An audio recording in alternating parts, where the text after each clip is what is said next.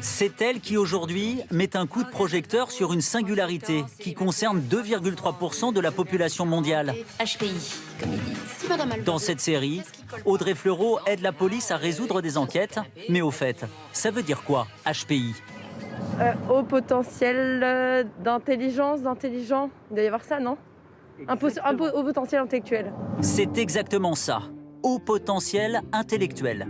Pour mieux comprendre quelles sont les personnes qui se cachent derrière ces mots, nous sommes allés voir l'une des spécialistes du sujet. Avant, on disait surdoué. En anglais, on dit gifted, comme si on avait reçu un cadeau. Moi, depuis 20 ans, j'appelle ces personnalités des zèbres. Laissez-moi réfléchir, parce que là, vous me perturbez. Quand on a ce profil-là, on a un sixième sens, ce sens de l'intuition très fort, de la fulgurance, parce que les sens, ils assemblent à très grande vitesse les éléments de l'environnement pour tout d'un coup comprendre, avoir une espèce de précognition. C'est le cas pour Alizé Lim.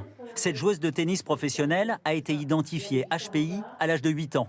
Aujourd'hui, elle cherche toujours à mieux comprendre ce qui se passe dans sa tête. Que ça soit un bruit, que ça soit la vision de quelqu'un, que ça soit un regard. Et ça peut être effectivement le paquet de chips qui peut me faire penser à la dernière fois que j'ai mangé des chips. Et c'est vrai, c'était quelle sorte de chips? Ah ouais, mais je me rappelle que la fois d'avant, et puis en fait, il y a un point qui vient de se passer et je viens de le perdre. Pas toujours facile donc de vivre avec ce cerveau hyperactif.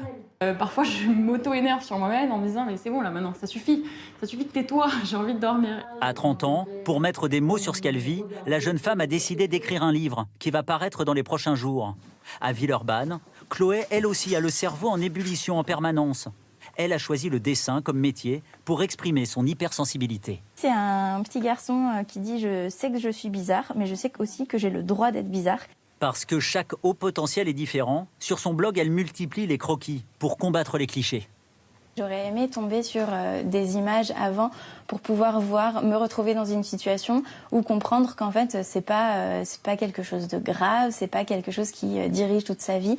Et surtout que chacun est différent, il n'y a pas de profil type de personne surdouée.